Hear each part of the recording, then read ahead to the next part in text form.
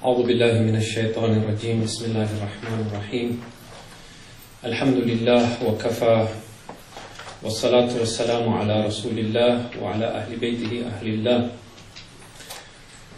I would like to begin by expressing my gratitude to Islamic Thought for the invitation to speak at this third international conference on Nahjul Balagha, and to have given me the honor to share this podium with the esteemed scholars and speakers before me. Before I begin discussing my subject, I would like to share a quick thought on the importance of Nahjul Balagha and why this conference is so significant.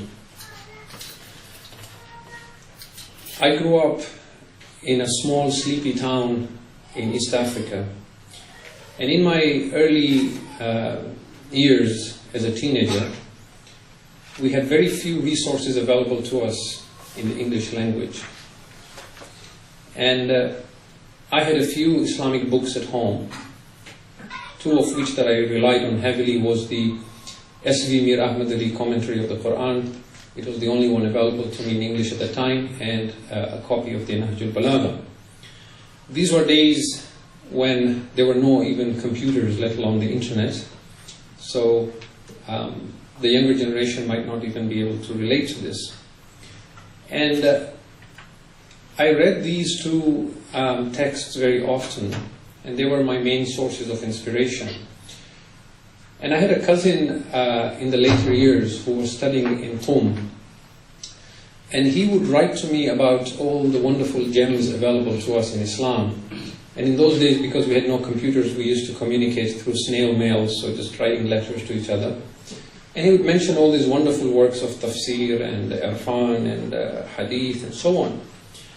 And I remember once asking him that if you have the Quran in Nahjul Balagha, what else have you felt the need for to give you inspiration besides this? And I know I was somewhat naive in asking that question, because in time, as I struggled and learned the Arabic language, I discovered many of these gems myself. But amazingly, as I continue to grow old and I come full circle, I still come back to that same question and ask, what else do you need to find inspiration to turn back towards Allah and the hereafter after the Quran and Nahjul Balagha?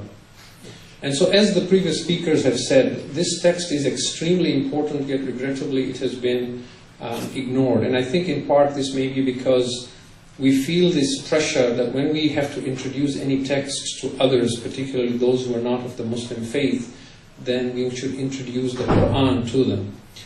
But we must see the Quran as Nahjul Balagha as a sister text to the Quran, and there is nothing wrong in gifting our friends with a copy of both these books.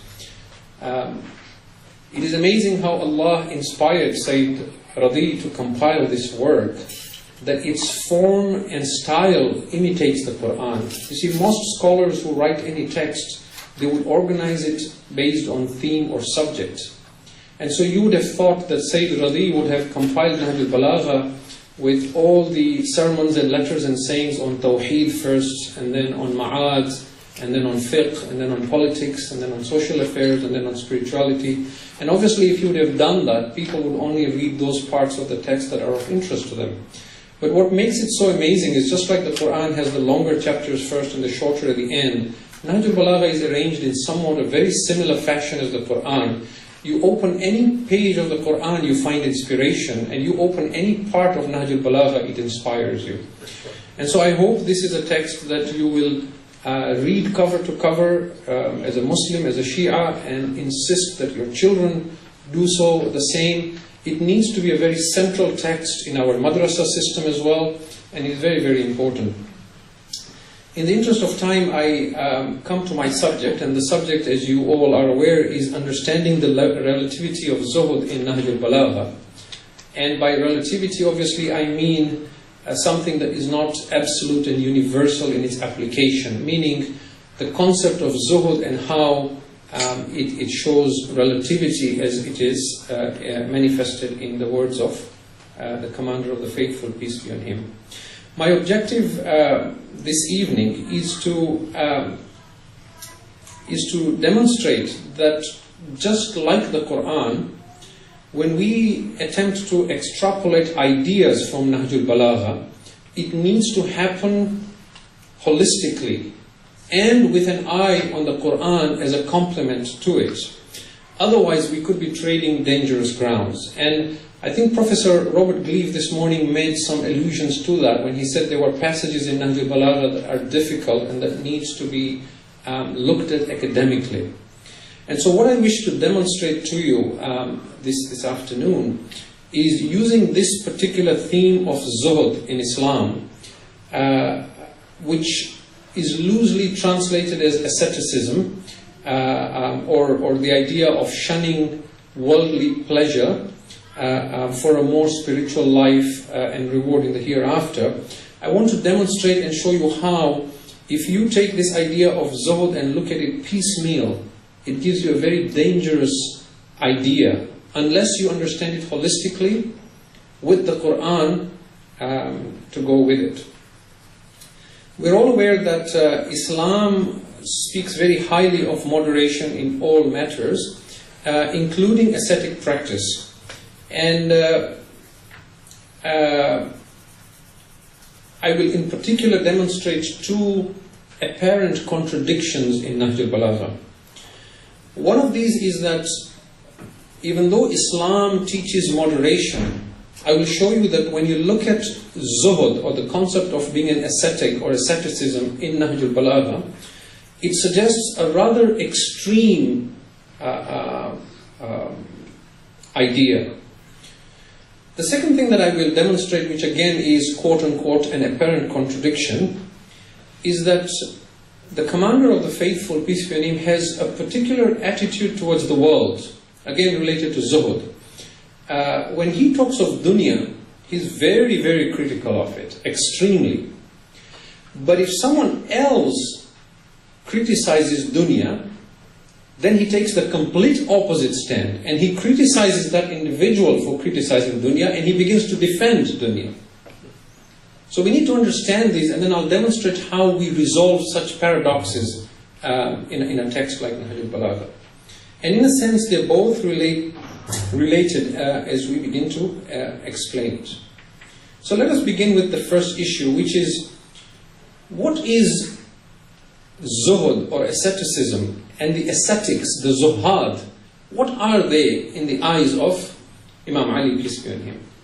We said Islam teaches moderation, Islam forbids monasticism, Islam forbids celibacy. And you have time, the scholars say from pulpits and podiums, that Islam teaches you can possess the world as long as the world does not possess you. You can own the world as long as the world does not own you. And that there is nothing wrong with being rich as long as it is lawfully earned. And there is nothing wrong with enjoying worldly pleasure as long as it is lawful and halal. This is what we commonly hear. But now what does Imam Ali alayhi salam say about this? First of all, his own Zuhd and his own attitude. What we see from Nahjul Balagha and from other sources is that he ate very, very little. And his food was very simple. Dry bread or barley bread with a little bit of salt or a little bit of yogurt. And when you saw him, immediately you could tell you were looking at an ascetic. In Sermon 181, there is a companion by the name of Nauf al-Bikali. He says, or Bakali, he says that he once saw the commander of the faithful delivering a sermon in Kufa to his army. It was outdoors, and he was standing on a rock, and he wore a garment that was made of wool, which is a garment that was rough and coarse. The belt of his sword was made out of palm leaves, and the sandals he wore was as well made out of palm leaves. And he says on his forehead there was a lump like the knee of a camel because of the excessive prostrations. And when Muawiyah, the caliph, becomes the caliph, this is after the passing away of Imam Ali, when he forces Dirar bin Hamza to describe Ali and says, you have to describe him to me, how you found him. He says, by Allah, I used to see Ali in the middle of the night, standing in the corner of the mosque, weeping like a man in extreme pain, quivering, shaking out of the awe of God, saying to the world, Ya dunya, ilayki anni. Oh world, get away from me. Are you trying to deceive and tempt Ali? Ghurri ghayri, go deceive someone else. فَإِنِّي قَدْ طَلَقْتُكِ ثَلَاثًا, I have divorced you 3 times, after which there is no reconciliation. Which is a very beautiful expression for those of you who understand Arabic, because in Arabic the inanimate nouns as well have a gender, just like in French. And dunya is feminine. So when he says, I have divorced you 3 times, he's alluding to the Islamic principles of divorce. Again, in one of the sayings in Nahjul Balagha, we are told his garments were very old and they were filled with patches. And when he was asked why, he said, it makes my heart humble. And that dunya and akhirah, this world and the hereafter, are like 2 roads that go in opposite directions, and you must choose one of them. You cannot have both. He's giving us the reason for his ascetic practice. He says in Sermon 159, by Allah, I have put so many patches on my garment that now I am ashamed to go to the tailor and ask him to put any more patches. There is no room for more patches in the garment of Ali. And someone said to him, why do you not remove this, Ya Amir al-Mu'mineen? He says, get away from me. For it is only in the morning that people will speak highly of the night journey. Meaning it is only in the hereafter that you will realize the value of this in this world. Now here we may argue that Ali lives like this because he's an imam, he's a leader. He must set an example and live at the level of the poorest in his nation. And there is some truth to this, because he says this to one of his companions called Asim bin Ziyad al-Harithi, that I will mention shortly. But then when we look at Nahjul Balagha, we see him giving us examples from the other prophets of God. He tells us in this Sermon 159, he says, let me give you the example of Moses. Moses used to fast so excessively and ate only the green herbs or herbs from the ground, so much so that the greenness in his belly was apparent because of how thin he was. He says, let me give you the example of the prophet and King David, Dawood alayhi salam. He ate barley bread and he weaved baskets and went and sold them to earn a living for himself. He says, let me give you the example of Jesus, the son of Mary, peace be on him. He used a stone as his pillow, and he put on coarse garments, and he ate rough food. And he lived in hunger, and his lamp at night was the moon. And he goes on and describes Isa ibn Maryam. And then when he has done all that, he says, you should follow the example of your prophet, of Rasulullah sallallahu alayhi wa sallam. He says, the most beloved to Allah is the one who follows Rasulullah. And he says, the messenger of God took the least share from this world and did not take a full glance of it. Of all the people, he was the least satiated and the most empty of stomach. And you know, we have some traditions to say that the messenger of God, blessings and peace be on him and his family, he used to have a rock that was very flat and thin. And sometimes his hunger was so excessive, he would tie that rock to his stomach with a belt. Now keep in mind, we're trying to understand this in light of Islam teaching moderation, right? He says, if one of the wives of the Prophet put up a curtain that had some embellishments and pictures related to the world, the Prophet used to say to his wife, oh such and such, remove this from my sight, because when I look at it, I remember the world. And thus, Imam Ali says, he removed his heart from the world and destroyed its remembrance from his mind. And he loved that the allurements of this world should remain hidden from his eyes. Now, it is very clear that he's asking us to take the Prophet as a role model.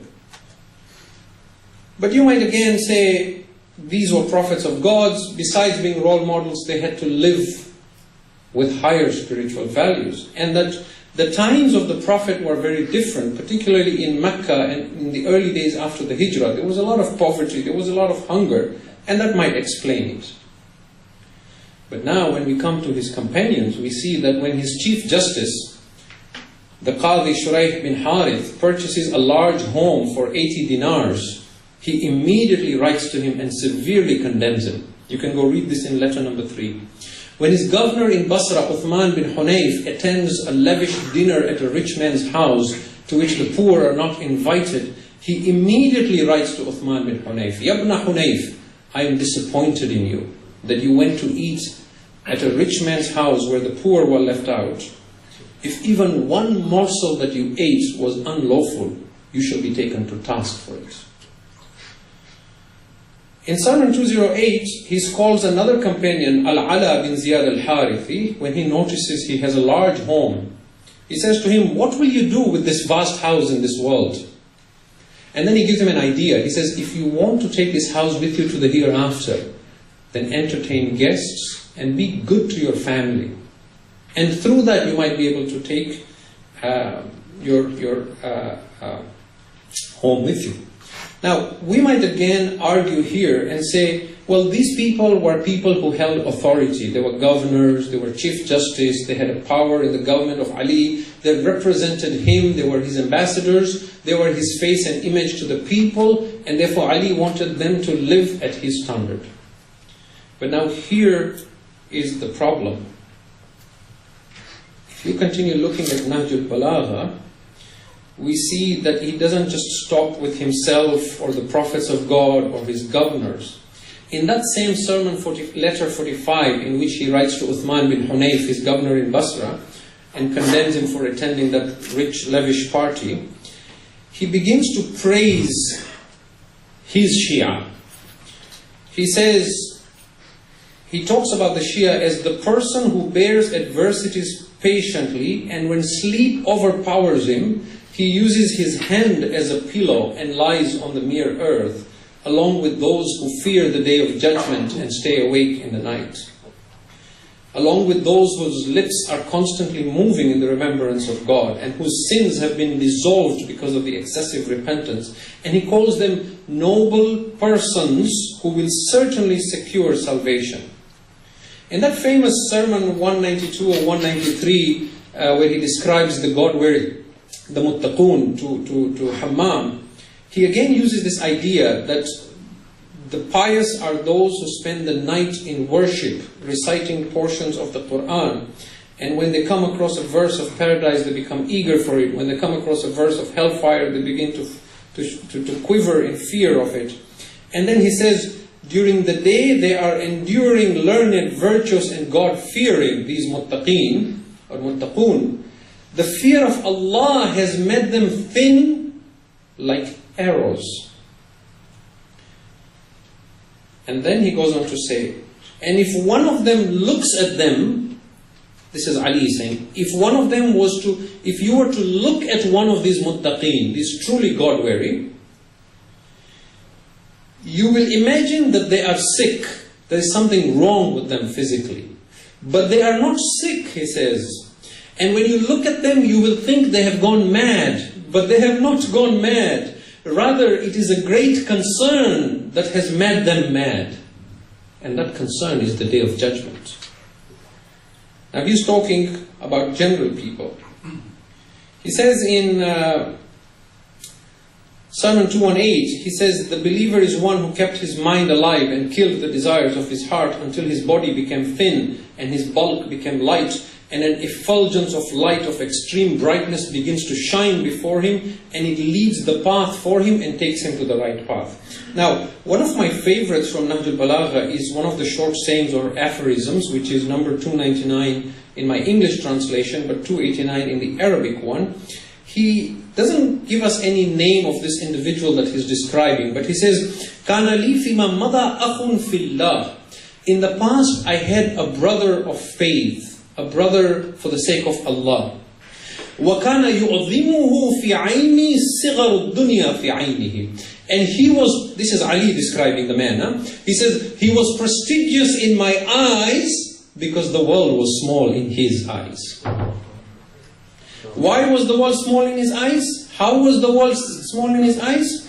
وَكَانَ خَارِجًا مِنْ سُلْطَانِ بَطْنِهِ فَلَا يَشْتَهِي مَا لَا يَجِدْ وَلَا يُكْثِرَ إِذَا وَجَدْ. He says, the world was small in his eyes. The needs of the stomach did not have a sway over him. He never longed for what he did not have. And when he got a thing, he would not ask for more. Most of his time he was silent, but when he spoke, he silenced everyone else. No one could speak above him. He was able to quench the thirst of those who questioned. When two things were presented to him, he looked at which one his heart longs for more, and then he left that and he took the other one that was against his heart. This is the man that Ali says, he was great in my eyes, because the world was small in his eyes. And then, he doesn't just stop there. Now here is the clincher. We might say he's just describing someone, but now here's the clincher. He says to now all of us, فَعَلَيْكُمْ بِهَذِهِ الْخَلَائِقِ. So these qualities are incumbent upon you. Acquire these qualities. فَأَلْزِمُوهَا وَتَنَافَسُوا فِيهَا. Not only acquire them, but compete with each other and excel each other in these qualities. And also, if you're not able to, then don't give up. Do whatever you can. Why? فَعَلَمُوا أَنَّ أَخْذَ الْقَلِيلِ خَيْرٌ مِّن تَرْكِ الْكَثِيرِ. Because even taking some of this is better than forsaking all of it. So now it's very, very clear that Ali alayhi salam is not just talking about his ambassadors or the Prophet or himself. He's describing Zohd to the public. Right? And I have more references here that I was going to quote, but I fear I may run out of time. So I'm going to skip some of these passages, but the idea is the same. I'll just mention a passage from Sermon 120 where he describes his Shia. He says, their eyes have turned white with weeping, their bellies are emaciated because of fasting, their lips are dry because of constant prayer, their color is pale because of wakefulness, their face bears the dust of God-fearing. These are my brothers who have departed. I should be justified if I feel eager for them, and we should be justified if we bite our hands out of the pain of their separation. See, and this is just one sample. There is a lot of such evidence if you step outside Nahjul Balagha. I mean, you look at, for example, Kitab al-Irshad of Sheikh al-Mufid. He has a portion in there where he describes the Shia of Ali.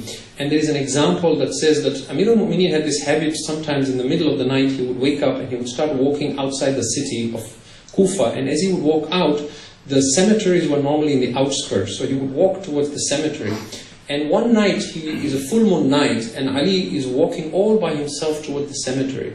Because he was looking for people that he could give his knowledge to, but he couldn't. And you can see that in that, that discussion he has with Kumail, which also happens in a cemetery, where he tells Kumail, إِنَّ هَا هُنَا لَعِلْمٌ جَمْعًا. Oh Kumail, this chest is filled with treasures. Alas, if only I could find people worthy to take this knowledge. So on this occasion, Sheikh Mufid quotes this. He says, Ali is walking alone on a full moon night towards the cemetery, and he hears footsteps behind him. He stops. He turns. He sees a small group of men have been following him. He says to them, who are you? They say, Ya Amir al-Mu'mineen, we are your Shia. You want to say you're a Shia? Very good, but only say it to me. Don't say it to an Imam. Ali looks at their faces intently for a bit. Then he lowers his head. He says, why is it that I don't see on you the marks of my Shia? And they say, what are the marks of your Shia, Ya Ali? Go read this. It's in English, in Kitab al-Irshad. Oh, now you have asked Ali, who are your Shias? He says, They have hollow stomachs through fasting, their backs are bent through prayers, their eyes are swollen through weeping, their faces are yellow because of staying awake through the night, they are covered with the dust of humility. This is how he's describing his Shia. And this is a paradox because we need to understand this. Now, the second issue was the idea of dunya. How does Ali alayhi salam understand dunya, and why is there a reversal when someone else criticizes dunya? I'm going to try and move as fast as I can here. In Sermon 42, he tells the people, فَكُونُوا مِنْ أَبْنَاءِ الْآخِرَةِ وَلَا تَكُونُوا مِنْ أَبْنَاءِ الدُّنْيَا. Be the children of the hereafter, do not be the children of this world. Why? Because on the day of judgment, all children will go and stick to their fathers and mothers. In that famous Sermon 82, which is known as the Khutbatul Gharra, he says, certainly this world is a dirty watering place and a muddy source of drinking. Its appearance is attractive, its inside is destructive. It is a deception, it is a vanishing reflection and a bent pillar. In his saying 424, he describes the world, تَغُرُّ وَتَضُرُّ وَتَمُرُّ. It deceives, it harms, it passes away. مَثَلُ الدُّنْيَا كَمَثَلِ حَيَّةٍ لَيِّنٌ مَسُّهَا وَسَمٌّ نَاقِعٌ فِي جَوْفِهَا. The example of this world is like that of a serpent. It is very soft and nice to touch on the outside, but it is filled with venom on the inside. The one who is ignorant plays with it, and it stings him. But the one who is intelligent knows to keep away from it. In Sermon 81, he says, in what way shall I describe this world, whose beginning is grief and whose end is destruction? What is forbidden in here you will be punished for. What is lawful here you will be taken to account for. And he goes on and on. الدنيا دار الممر والدار الآخر ولا دار المقر. This world is a transit, it is only a place you're passing by. It is the hereafter that is permanent. Therefore take from this world only what you need to pass by. Do not burden yourself with more than you need, because it will stay as a burden for you as you journey to the next world.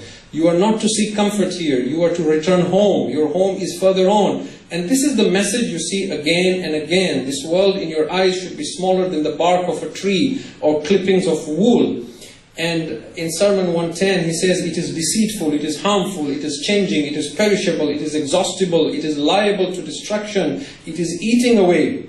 What is wrong with you? You feel satisfied with the little you have secured in this world, while the much of the hereafter that you have lost does not grieve you. The little of this world causes you so much pain when you lose it, that the pain becomes apparent on your faces, and the lack of patience over what is taken away from you, as though this world was your permanent abode, and as though your wealth was meant to stay with you for good. And again he says, in one of his sayings, he asks, he says, أَلَا حُرٌّ يَدَعُ هَذِهِ اللُّمَذَ لِأَهْلِهَا. Is there no free person amongst you to leave this chewed up morsel? He calls dunya a chewed up morsel. Take a piece of meat, chew it, and then spit it out. This is what he says is dunya. He says, is there no free man amongst you? Are you so enslaved by the world? Is there no free man to give up this chewed up morsel for those who love it? Certainly, your price is nothing but paradise. So do not sell yourselves for anything short of paradise. And then, in one of his sayings, again one of my favorites, this is saying number 236, he says, وَاللَّهِ لَدُنْيَاكُمْ هَذِهِ أَهْوَنُ فِي عَيْنِي مِنْ عِرَاقِ خِنْزِيرٍ فِي يَدِي مَجْذُومٍ. By Allah, this world of yours has less value in my eyes than the leftover bone of a pig in the hands of a leper. Who is eloquent like Ali? Nahjul Balagha. By Allah, this world of yours has less value in my eyes than the leftover bone of a pig in the hands of a leper. In another sermon of his, Sermon 202, he says, وَأَخْرِجُ مِن دُنْيَا قُلُوبَكُم مِّن قَبْلِ أَن تُخْرَجُ مِنْهَا أَبْدَانَكُمْ. O people, take your hearts out of this world before your bodies are taken out. Before we pick your carcass and wash it and put it in a box and bury it in the ground, take your hearts out first. Die before you die. Yes? And he goes on, and he describes this world and says, those who run after this world are like barking dogs, devouring each other, the stronger devouring the weaker, the bigger trampling over the smaller. Now, in contrast to this, one day, Imam Ali alayhi salam, sorry, how much time do I have? 10 minutes? Okay. In one occasion, Imam Ali alayhi salam hears someone abusing the world and condemning it. As soon as he hears this man, he stops it. He says, "O you who are blaming the world, you have allowed yourself to be enticed by it, and now you're blaming it? Do you have any right to blame and accuse it when you are the hypocrite and the sinner? When did the world cause you to lose your intelligence and reasoning? Did the world conceal from you the fact that it is temporary? Did the world conceal from you the fate of your forefathers? Has the world kept the resting places of your mothers a secret from you? How many times have you sat beside a sick man and the doctors have come to see him and they have lost hope for him and you have seen him die? Certainly now he's praising dunya. This world is a house of truth for those who look into it carefully. It is an abode of peace and rest for those who understand its ways. It is a place of acquiring knowledge and wisdom for those who want it. It is a place of worship for the friends of Allah and the angels. It is a place where prophets received revelation. It is a place where the virtuous do good and righteous deeds, and they are assigned reward for it. It is only in this world that you can trade your actions for eternal rewards. Who are you to abuse the world when it has openly declared its mortality and its calamities and that it is temporary and fading away? There are people who will praise this world on the Day of Judgment because of how they took advantage of it to build their hereafter and they benefited from it. Now, I needed 15 minutes. I'm going to try and do it now in whatever is left, 8 minutes. How do we explain these two paradoxes? Let me explain the second one first. This idea of he criticizes the world and calls it a serpent, a dirty place, a deception, but when someone else does it, he does not accept it. We look at this holistically and we say that the issue here is an issue of ma'rifah, of understanding. The one who criticized the world was not doing anything to abstain from the world. He was naive, he was ignorant, he was a hypocrite, and he was inexperienced. It is one thing to speak about something when you have in-depth knowledge about it, and it's one thing to talk about it and just, as we say, shoot breeze, right? I know, for example, Islam condemns usury. I can stand before you and condemn the banking system and interests and this and so on. But you won't take me seriously. If an economist stands and talks about the vices of usury and the flaws of the banking system, now he has a right to say that because he understands it in depth. So the issue of ma'rifah is very, very important. You see, there are a lot of people who practice a lot of spiritual practices. I'm sure you have them in your families as well.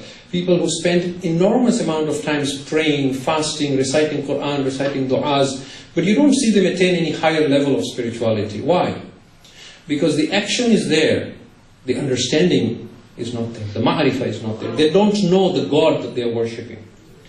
Converse to these, there are a lot of people that you will hear who speak about God, who speak about irfan and spirituality and so on and so forth. But again, you don't see anything in them. Why? Because they don't practice what they know. So there is this fine balance between understanding and then the practice of what you know.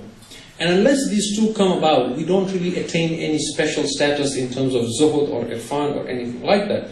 Which is why the Imam in one of places in Nahjul Balagha, he says, there are many people whose fast is nothing but hunger and thirst. And there are many people whose prayers all night is nothing but just staying awake and hardship. Okay, so the issue of ma'rifah is very, very important. And again, in the interest of time, I'm not going to elaborate here. But there is also a saying in Nahjul Balagha where a man said in front of Imam Ali, Astaghfirullah Rabbi wa atubu ilayh. And Imam Ali condemns him. He says, woe be unto you, may your mother weep over you. Do you know the meaning of istighfar, that you say Astaghfirullah? Now we're told to saying istighfar is a good thing, right? Why does he condemn him? Because he sees he is just saying it, but there is no understanding of what he's saying. Right? So the issue of ma'rifah is very important. Now, the first paradox, which is why does Imam Ali promote extreme Zuhd, even though Islam teaches moderation? Here, the common answer we normally get is because the time he lived in was very materialistic, and so he had to tip the balance. Or we say that the Imam had to set an example for others. But I think, as I've shown you, there is a lot more than just that. That does not suffice as an explanation, because there is so many examples of this. There are so many examples in Nahjul Balagha that we cannot simply write it off by saying this. The only understanding or way to explain this paradox, in my humble opinion, and this is just a theory, is that there are two kinds of zuhud in the eyes of Imam Ali alayhi salam. There is one which is for the general masses, and then there is one which is for an elite and a special group of people. And this agrees with the Quran, because if you look at the chapter 56 of the Quran, Surah Al-Waqi'ah, it speaks of the people of the right hand and the people of the left hand, isn't it? فَأَصْحَابُ الْمَيْمَنَ مَا أَصْحَابُ الْمَيْمَنَ وَأَصْحَابُ الْمَشْأَمَ مَا أَصْحَابُ الْمَشْأَمَ. But then there is a third group. وَالسَّابِقُونَ السَّابِقُونَ أُولَٰئِكَ الْمُقَرَّبُونَ. So above just the good and the evil, there is an elite group, and he is an imam of this elite group as well. And therefore, he is describing these extreme levels of zuhud for those.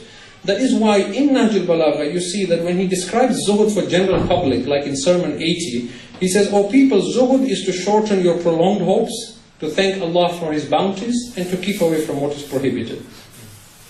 Right? And when he speaks of this exclusive zuhud, then he speaks of the pale faces and the hunger and the thirst and the prayers and so on.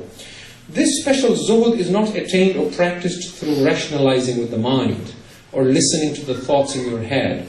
This special zuhud is practiced by listening to the heart. It comes about through meditation and then through falling in love with the divine and standing in awe of God. It doesn't happen just by thinking. You stand before your Lord humbly and sincerely. He then picks you up and He lifts you. You show love in God, He falls in love with you. You see, there is a difference between a person who decides to starve himself, which is wrong, and a person or a man who falls in love with a woman and then loses his appetite and now he can't eat. The first one, you can condemn him for extremism, that he has given up eating. The second man, you cannot condemn him because he can't help it. He's in love, so he loses his appetite. He cannot sleep. He's up in prayers. He's fasting because he is in love. So, while we cannot promote this extreme zuhud for the public or the community at large, at the same time we cannot condemn it for the individual who attain these qualities and manifest them. And in most cases, such individuals will hide these qualities in themselves, so we will not even see them because they do not want their sincerity to be affected by it. So there is a very delicate balance whereby we must acknowledge that on one hand, Islam does not promote extremism, but yet Imam Ali alayhi salam is inviting those with the right understanding and maturity to rise to their full potential. And the only way to do this, I'm just 2 minutes, Brother Nabil. The only way to do this is to observe the seerah of Imam Ali alayhi salam. Observe, for example, and this is very, very fascinating. Imam Ali alayhi salam wears patched clothes, stays up at night in worship, feeds the poor, speaks of turning away from the world and extreme asceticism, but he does not abandon society. He makes a perfect role model, and a fantastic role model actually, because of how he demonstrates these extreme forms of zuhud in a practical manner. Look at his life. On one hand, he eats very simple food and fasts all day, condemns the accumulation of wealth, but on the other, he goes out to earn a living to provide for his family. He wears very simple clothes and patched clothes, but he gives the best of garments to his servants. He shuns worldly pleasures, but he doesn't divorce his wife or adopt celibacy. He does not want khilafah, he does not want position in this world, he is focused on the hereafter, but he continues to fight for justice and he takes a pivotal role in society to promote good. At no point does he flee from society in search of God or in search of truth like the Buddha or like Ghazali or like anyone else. At no point does he promote monasticism or celibacy. He teaches us that we can be useful members of society while journeying on our own as individuals to the highest realms of spirituality and God consciousness. In conclusion, I wish to make 3 points very quickly and I'm done. The first is that when we wish to discuss Nahjul Balagha, just like the Quran, we must look at the themes in Nahjul Balagha holistically. We cannot take one line or one sermon and then argue on that basis. We have to look at it holistically and then see the perspective of the Commander of the Faithful, peace be on him. The second is that we must distinguish between an individual who approaches ascetic practice with the mind alone, attempting to rationalize and ritualize the practice, from one who does so with the heart out of an expression of love for God with self-realization. There is a vast difference between these two. And the third and final point is that we cannot promote and encourage extreme forms of Zohd, because that would be again a process of rationalization. And Zuhd at all levels has to be individual. It is not for public display through a particular way of dressing or performing specific rituals. But we must acknowledge that the people of the right hand and the people of the left hand, there is room for a third elite group who are above even those who are good. And what might seem to be extreme for us might only be moderate for this elite group. And it might even be a necessary prerequisite for them in order to unfold their full potential. And hence, amongst the mystics and the masters of spirituality, there is a saying that goes as follows: Hasanatul abrar, sayyiatul muqarrabin. The righteous deeds of the virtuous are the very sins of those who are drawn near to God. I thank you very much for your patience. والحمد لله رب العالمين وصلى الله على سيدنا محمد وعلى آل بيته الطيبين الطاهرين.